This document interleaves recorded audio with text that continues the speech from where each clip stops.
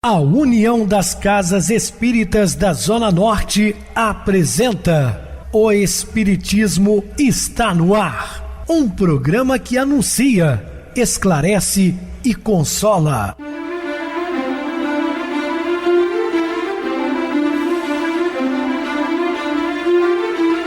Não se turve vosso coração. Credes em Deus, credes também em mim. Na casa de meu pai há muitas moradas. Se assim não fora, eu vou-los teria dito, pois vou preparar-vos lugar. O Espiritismo está no ar. Sintonize esta frequência. Pare, pense na vida, faça perguntas.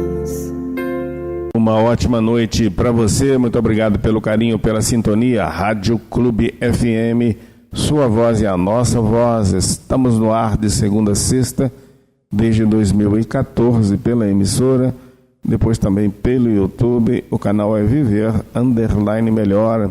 Se inscreva, deixa seu like, sua opinião é sempre importante para nós. Ou acesse o YouTube, digite O Espiritismo está no ar.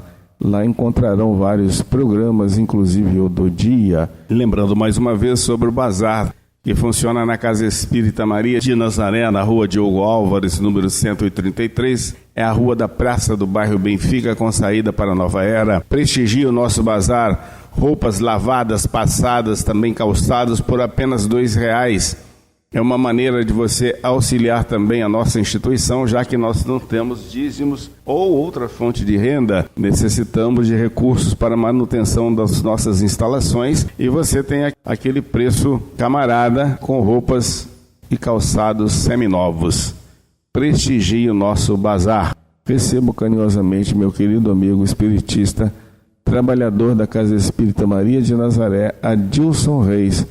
Uma boa noite, seja muito bem-vindo. Uma boa noite a você, Pedrosa, e a você, ouvinte da Rádio Clube FM. Estamos juntos mais uma vez no programa O Espiritismo está no ar. Vamos estudar e aprender juntos o Evangelho de Jesus. Meus irmãos, vamos estudar sobre o médico ou terapeuta como curador.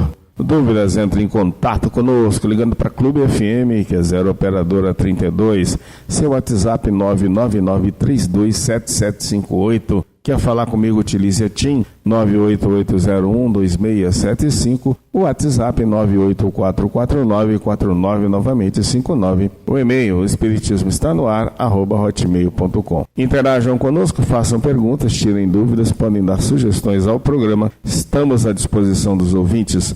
Vamos agora para aquele momento muito especial que é o nosso momento de oração. Sintonize esta frequência. O Espiritismo está no ar. Momento de oração. Não censures a moeda, que será sempre alimento da evolução.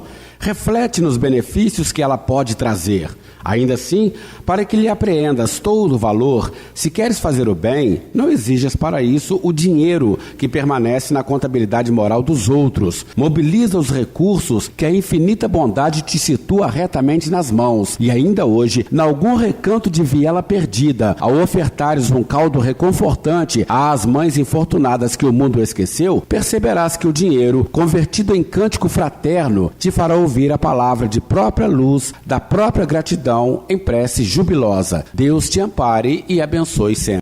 Estamos apresentando O Espiritismo está no ar. Bem, meus amados irmãos, estamos de volta com o assunto da noite, falando médico ou terapeuta como curador. O profissional da saúde, sobretudo o médico espírita, cabe estimular ao paciente em um processo curativo real de alma, compreendendo o papel que deve desempenhar em favor da cura do outro e o papel que o tratamento e a cura do outro desempenha em favor da própria cura interior do profissional. Muito importante quando se pega um médico espírita, né? Porque ele tem um conhecimento do corpo físico e também da alma.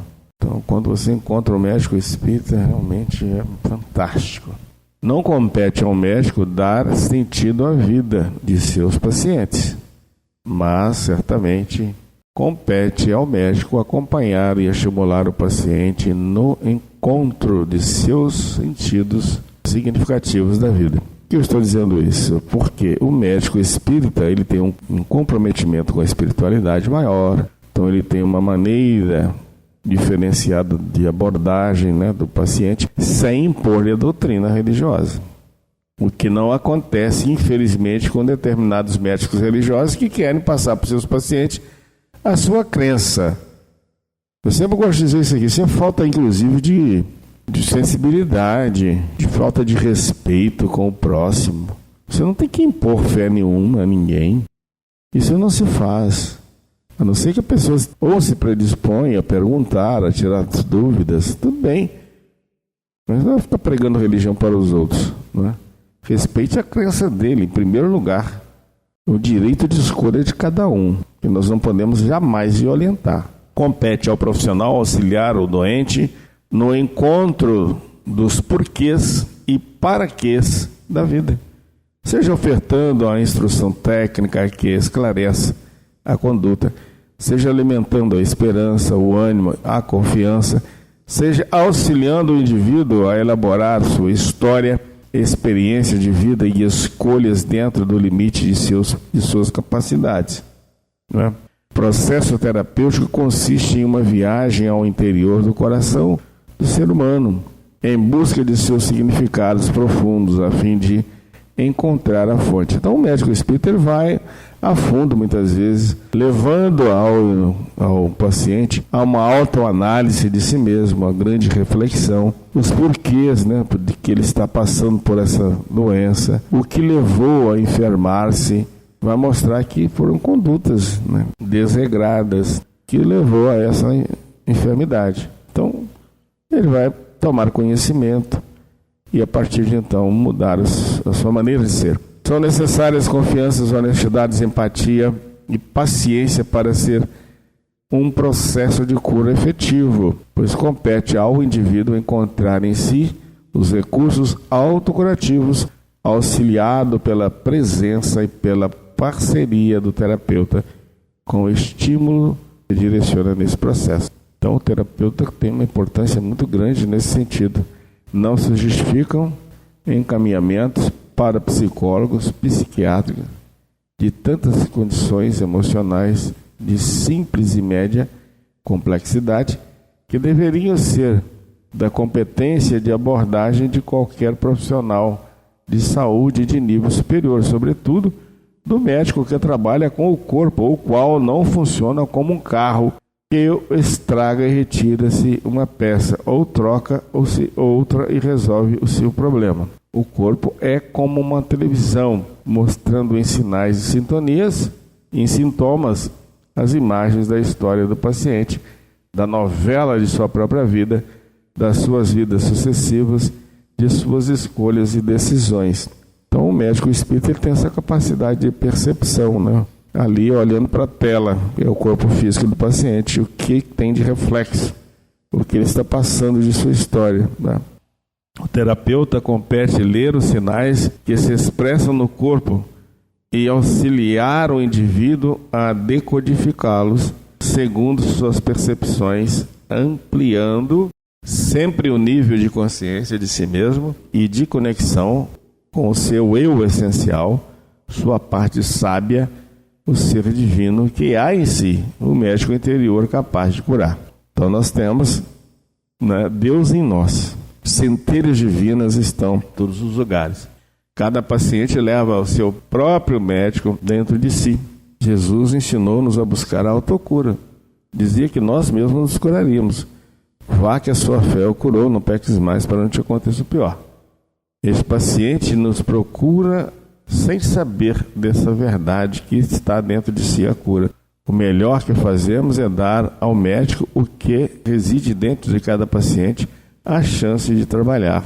O acompanhamento médico centrado nos princípios da longitudinalidade, do cuidado, da integridade, é de grande importância e de profunda repercussão no estado de saúde do indivíduo, requerendo do profissional competência e dedicação.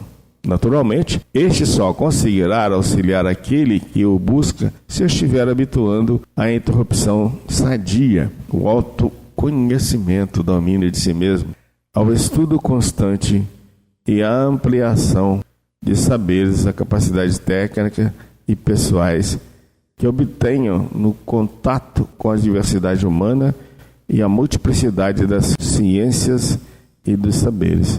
Em suma, se estiverem habituados ao exercício do desenvolvimento pessoal contínuo e progressivo na conquista da sabedoria e do amor. Diz o Dr. Edward Bach. O médico do futuro terá 2 objetivos principais. O primeiro será o de ajudar o paciente a alcançar um conhecimento de si mesmo e apontar-lhe os erros fundamentais que ele possa estar cometendo, as deficiências de seu caráter que ele terá que corrigir e os desafios em sua natureza que têm de ser erradicados e substituídos por virtudes correspondentes.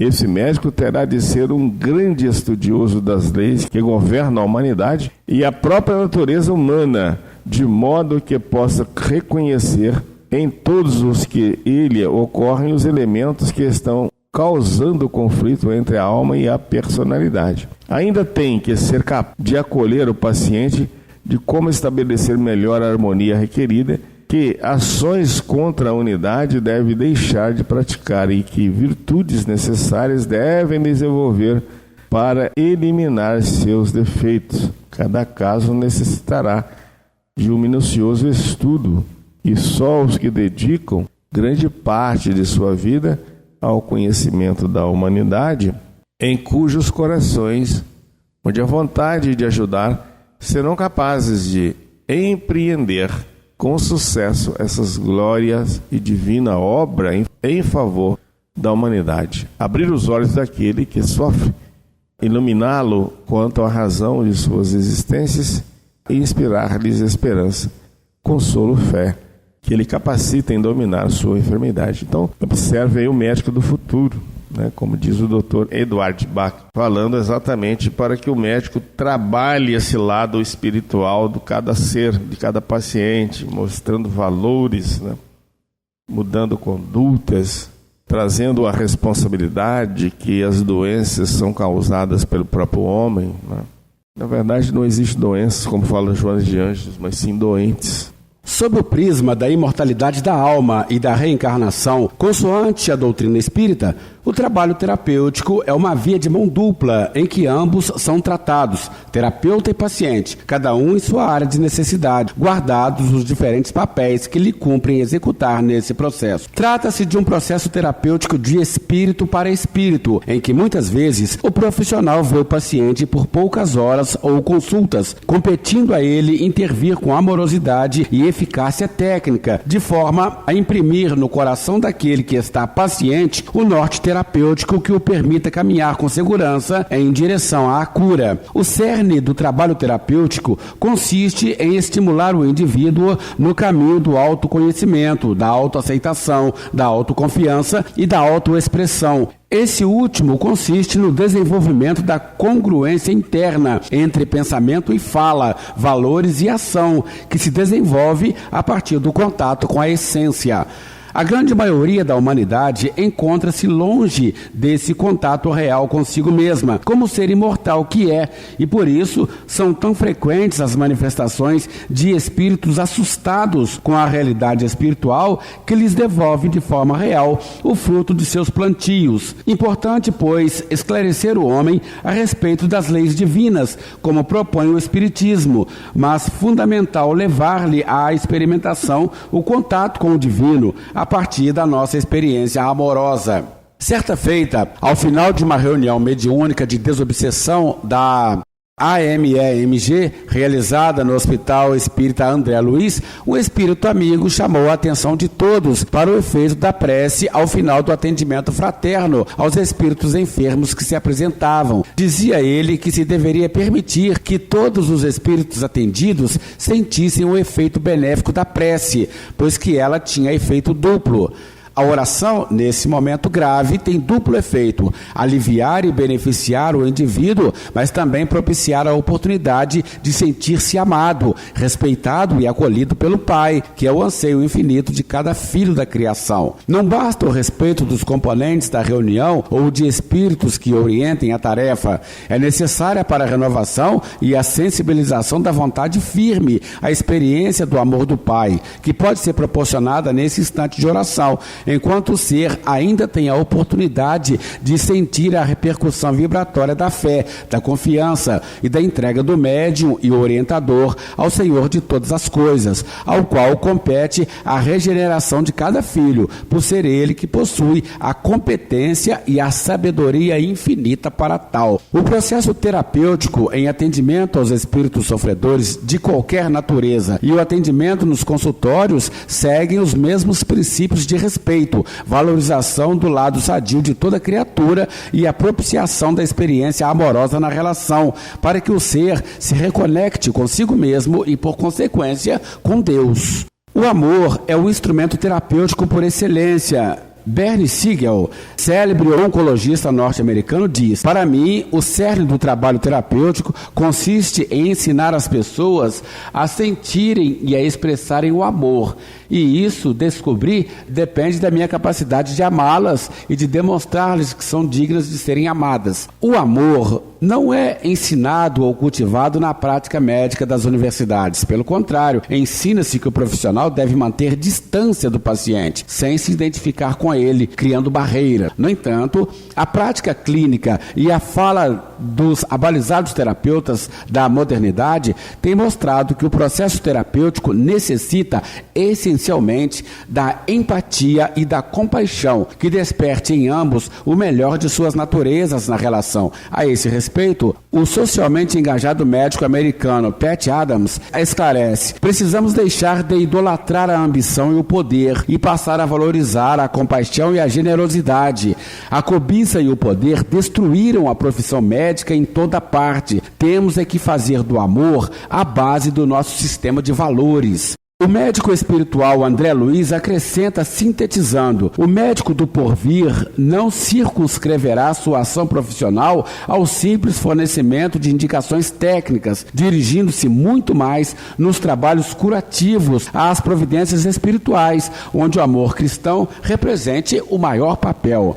Lembro-me com muita alegria de uma médica antroposófica, doutora Elizabeth Fonseca Pinto, que conheci em minha cidade, Belo Horizonte, em torno do ano 2000, em uma época em que eu somatizava os conflitos do final da adolescência na forma de sinusites e outras enfermidades psicossomáticas. São informações do autor do livro Cura e Autocura, Andrei Moreira.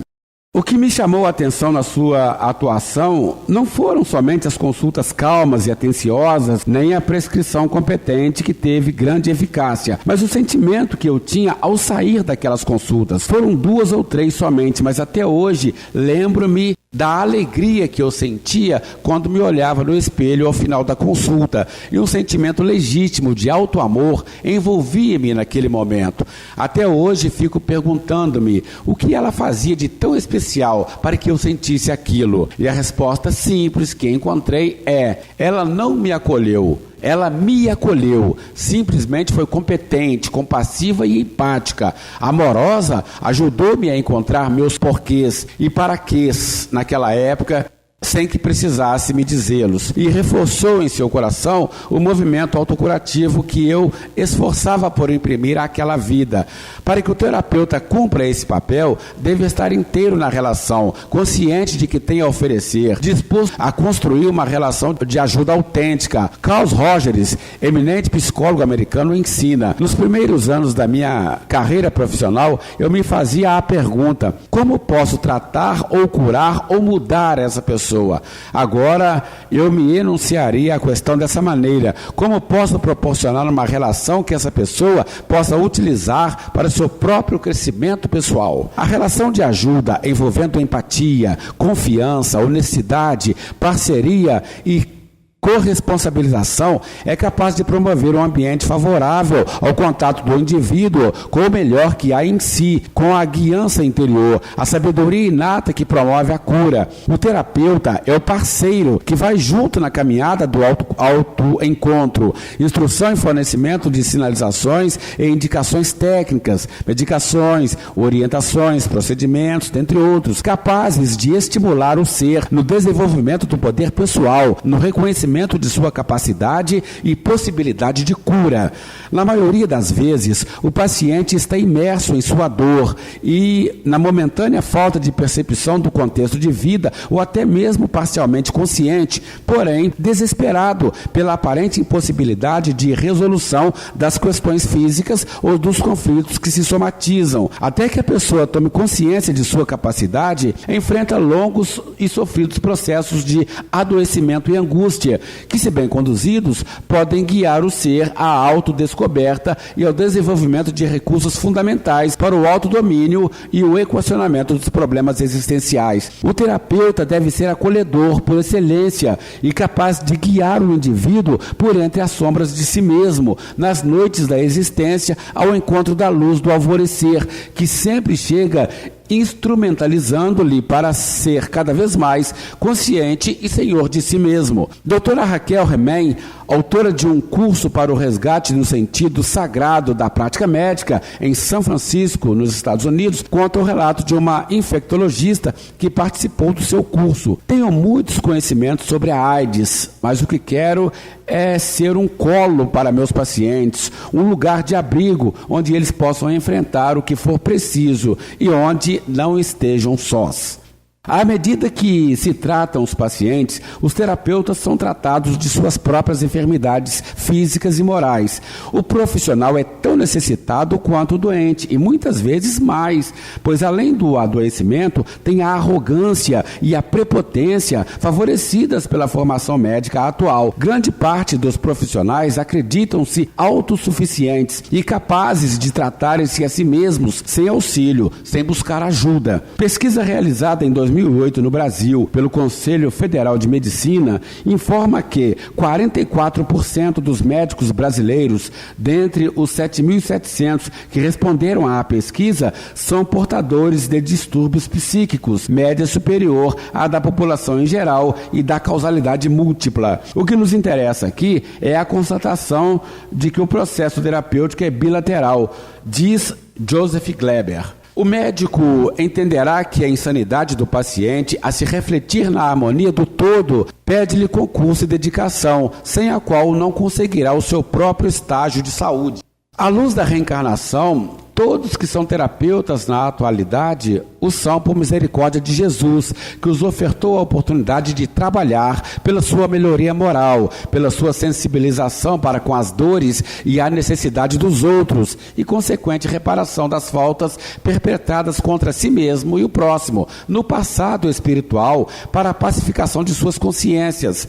A experiência atual, ofertando a oportunidade de serviço ao semelhante, auxilia os terapeutas a conectarem-se com o amor em suas múltiplas variantes, como a atenção, o cuidado e a compaixão, elementos essenciais de cura interior. Ensina Leonardo Boff. Cuidar das coisas implica ter intimidade, senti-las dentro, acolhê-las, respeitá-las, dar-lhes sossego e repouso. Cuidar é entrar em sintonia com auscultar-lhes o ritmo e afinar-se com ele.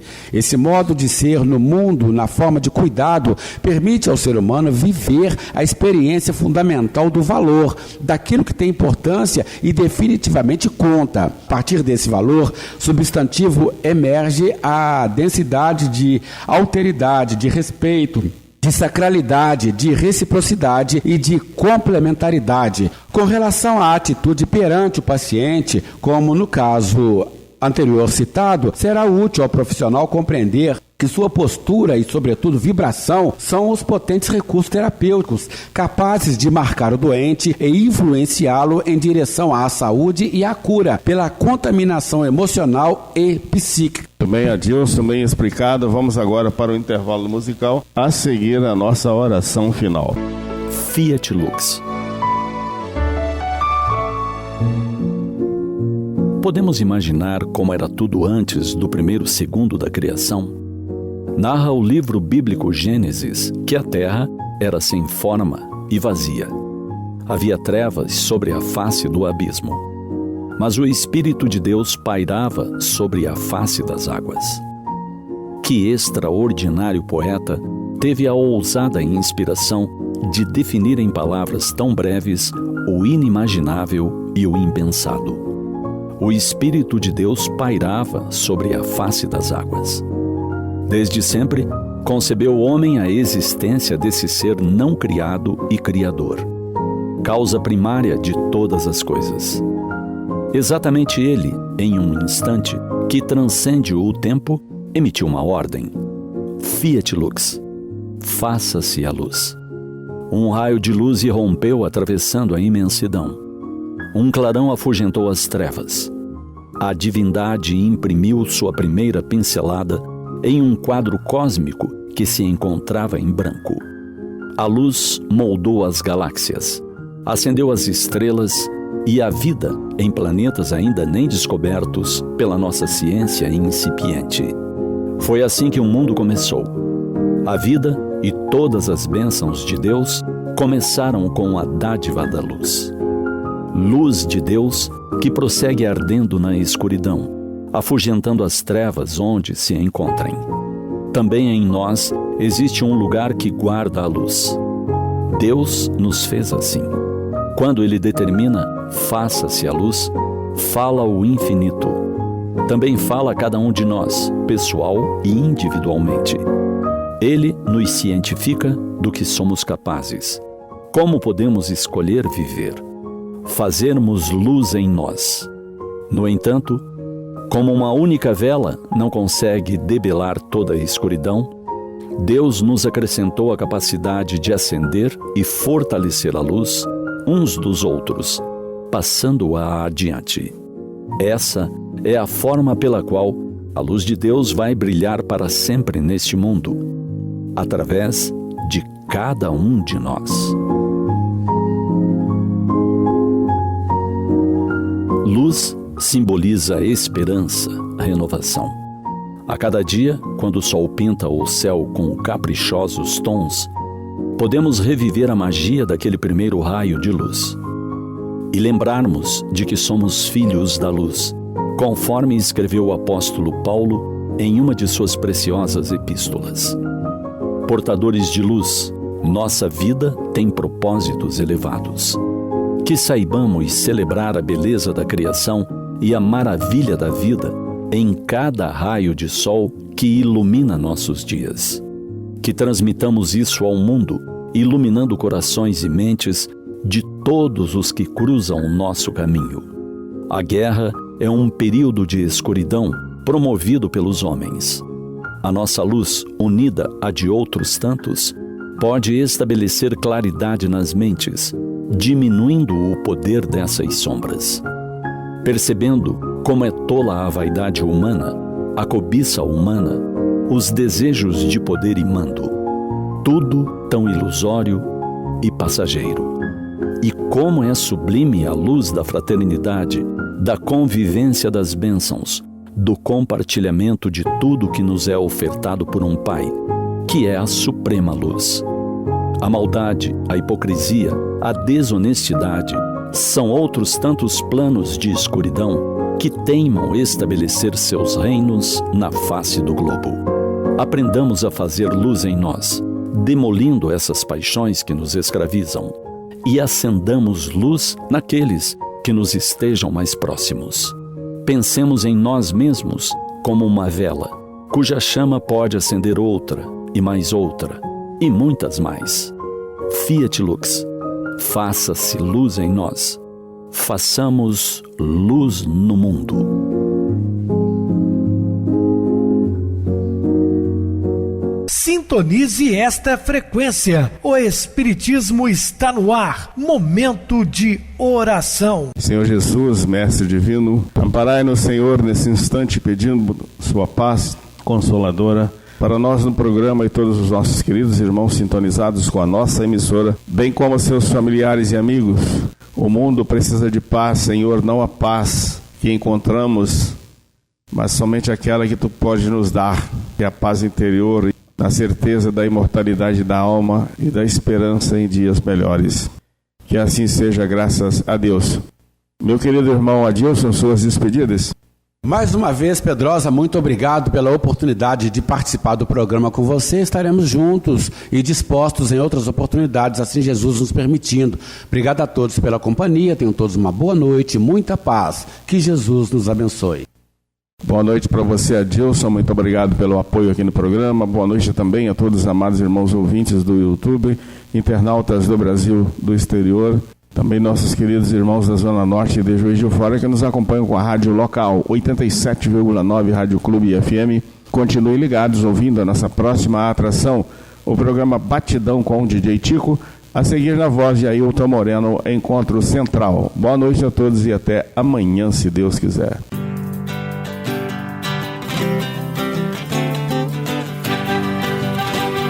A União das Casas Espíritas da Zona Norte apresentou O Espiritismo Está no Ar, anunciando o Evangelho de Jesus, esclarecendo sua mensagem, consolando corações. Olhe pro céu e descubra imagens de luz. Se tem Jesus, o amor todo que Deus te deu. Pense no bem, no melhor em que pode fazer. Seja o que for, também vai receber. De coração, ajude-me, irmão, a caridade é o caminho do amor.